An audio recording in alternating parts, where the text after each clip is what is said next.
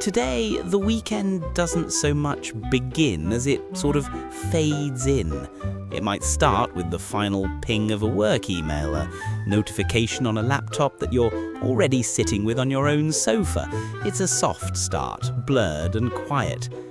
The 1970s weekend was not quiet. It didn't fade in, it exploded. It was a declaration.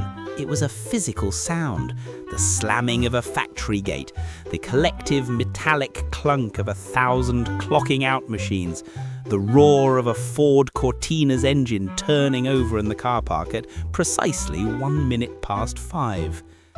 For 48 hours you were, in the truest sense of the word, free. Your time was completely and utterly your own. There was no checking in. There was no device in your pocket buzzing with a demand from the boss.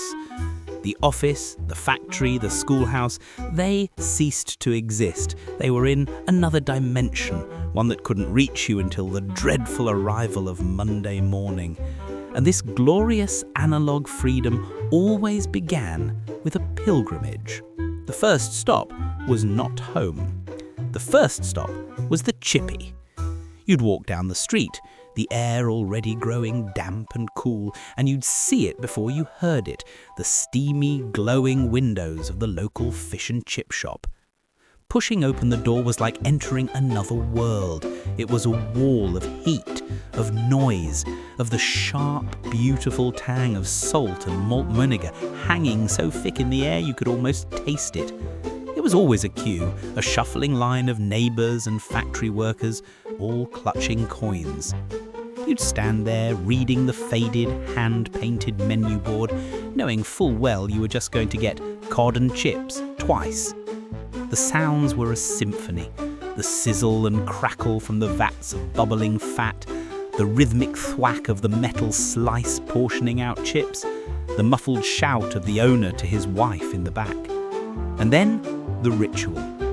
Your order was lifted, glistening from the fat. It was drained, salted, and then the wrapping.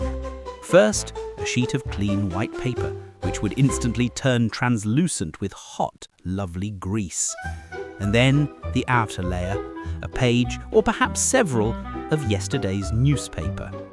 This was the 1970s in its purest form. You are holding your dinner, radiating warmth through the paper, while simultaneously reading a headline about the 3-day week or the rising price of, well, everything. There was a strange comfort in it, a sense of community. We were all here, in the same queue, reading the same bad news, and about to eat the same wonderful dinner. You'd rush home, the parcel held tight against your chest. The paper would be dampening, but the heat was secure. At home, there was no pretense of fine dining. The package was torn open on the kitchen table, releasing a plume of steam. It was eaten straight from the paper, or perhaps hastily shoveled onto plates. The chips were thick, imperfect, some crispy, some beautifully soggy with vinegar. The batter on the fish was a crunchy golden shield for the white flaky cod inside. It was simple, it was perfect. And as you sat there, with a full stomach and the faint smell of vinegar on your fingers, you'd feel it, a profound sense of calm and satisfaction. The week was done, the noise was over, the weekend had officially begun. There was a unique silence to a 1970s Saturday morning, but it never lasted long. You didn't wake up to an alarm. You woke up to a sound, a very specific sound. You woke up to the theme tune of a children's television program blaring from the living room. This was a time before 1,000 channels, before streaming, before every child had a personal screen. There was one television in the corner of one room, and on Saturday morning, it was the most important object in the universe. It was a shared altar. And you had to make a choice. You had to pick your tribe. In one corner, you had the glorious, anarchic, water-soaked bedlam of Tiswas. It was barely controlled chaos. It was Chris Tarrant, it was Sally James, it was the Phantom Flan Flinger and the dreaded Cage. It felt dangerous, unpredictable, like the presenters had taken over the studio and locked the producers out. In the other corner, you had the slightly more sensible, more organised but equally compelling world of multicoloured Swap Shop.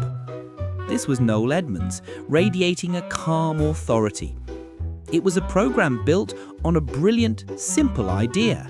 I've got this, and I want that. It was a national marketplace for children. And we'd all watch, wide-eyed, wondering if anyone would really swap their brand new skateboard for a collection of 6 broken action figures and a slightly dog-eared comic. This was event television. You sat, perhaps in your pyjamas, with a bowl of cereal that was probably 50% sugar, and you watched.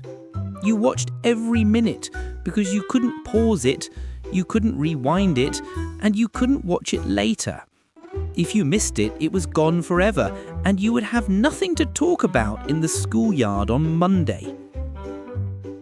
When the programmes finished, a different kind of energy took over. The television was switched off, and the real world began. This was heralded by another sound, the jingle of coins. It was pocket money day. A 10p piece, maybe 20p if you were lucky, clutched tightly in your hand. It felt like a fortune. It was a token of absolute power, and it had one singular sacred destination: the corner shop. Or if you were ambitious, the hallowed halls of Woolworths. That walk was a journey of intense anticipation. You'd push open the door to the newsagents, the little bell above it announcing your arrival, and there it was, the counter. Behind the glass was a universe of colour and possibility, rows upon rows of sweets. This was the most difficult decision of the entire week, a true test of character and economic planning. How could you possibly choose? Did you go for volume, the 10p mix, a white paper bag filled with a random assortment by the shopkeeper, which always seemed to contain too many of those little hard fruit-shaped ones? Did you go for value, the blackjacks and fruit salads, 4 for a penny, guaranteed to last you all afternoon and turn your tongue a very strange colour? Or did you aim for luxury, the exotic, expensive thrill of a curly-whirly, or the sheer decadent joy of a sherbet fountain with its edible paper and its licorice straw that always got clogged with damp sherbet? You would stand there for what felt like an eternity, pointing, deliberating, changing your mind. 2 of those, no, 1 of those, and 3 of them, and, a flying saucer, please. Finally, the transaction was complete. You'd emerge back into the daylight, clutching your little white paper bag, which was already starting to show tiny translucent spots of grease from the Spanish gold chewing tobacco. You felt rich. You felt independent. You had your supplies. The rest of the day was yours. Once the sugar high from the morning sweets had worn off, and a rudimentary lunch of sandwiches and crisps had been consumed, the Saturday afternoon would begin, and the house would split neatly down the middle. The living room and its singular television was no longer ours. It had been claimed. This was Dad's time. That iconic theme tune would ring out, a triumphant brassy fanfare that signalled 4 hours of, well, a bit of everything. Grandstand, world of sport, names that were institutions. You'd have the racing, always the racing, with a man in a hat talking very fast about the 3:30 at Kempton Park. You might have some darts or perhaps some snooker in the days when the players looked less like athletes and more like bank managers on their day off. But the main event, the part we'd all secretly wait for, often tucked away in the middle, was the wrestling. This wasn't sport. This was pure, unadulterated theatre, broadcasting glorious, slightly grainy colour. It was a pantomime of heroes and villains. And the names were magnificent. Big Daddy, Giant Haystacks, Mick McManus, Kendo Nagasaki. It was a battle of the titans, a slow-motion ballet of grunting, chest-slapping and performative rage. We'd watch as Giant Haystacks, a man the size of a small car, would menace the referee. We'd cheer as Big Daddy, the nation's favourite hero, would absorb an impossible amount of punishment before, inevitably, launching his comeback. We'd watch the little old ladies in the front row shaking their fists and sometimes even hitting the villains with their handbags. We knew, even then, that it probably wasn't real, but it didn't matter. It was brilliant. But if you were a child, the inside world, with its shouting wrestlers and anxious race callers, was not the main attraction. The real world was outside. We were given a simple instruction, a sacred covenant between parent and child that has all but vanished. Go outside and play, and be home before the streetlights come on. And that was it. No mobile phones to track us, no scheduled play dates with approved friends. We were just out. The streets were our kingdom. We'd grab our bikes and we would simply go. And in this kingdom, there was one king, one object of pure, unadulterated desire that defined the 1970s street, the Raleigh Chopper. Oh, the Chopper. It wasn't just a bicycle, it was a statement.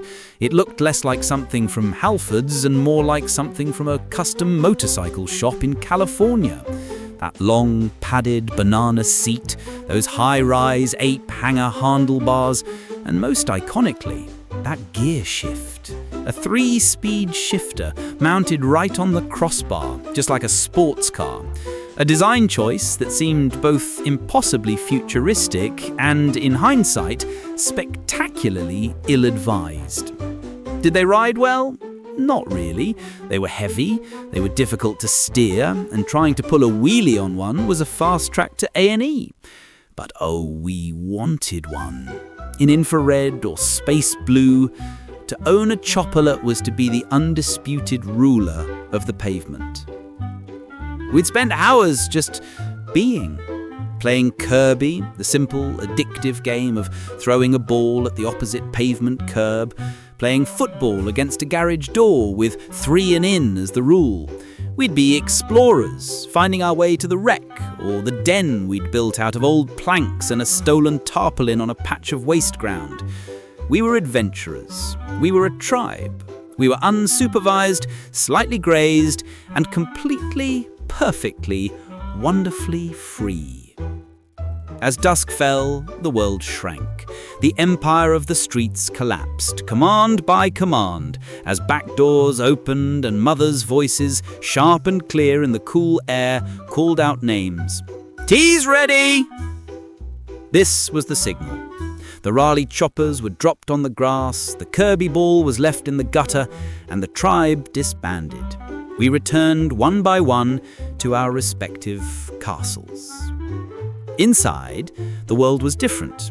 It was warm, it smelled of food, and it smelled of the bath. Saturday night was almost universally bath night. For the very young, this might have been a tin bath in front of the gas fire. For the rest of us, it was the main event upstairs. The house would be full of the scent of imperial leather soap or the pine-fresh tang of Radox as the family was scrubbed clean one by one. Then, dressed in pajamas and a dressing gown, you'd descend the stairs. The Saturday night big night in was about to begin. This was the golden age of light entertainment. The living room, which had hosted wrestling matches just hours before, was transformed. It was now a theatre. The snacks would appear. These weren't just everyday snacks, they were Saturday night snacks.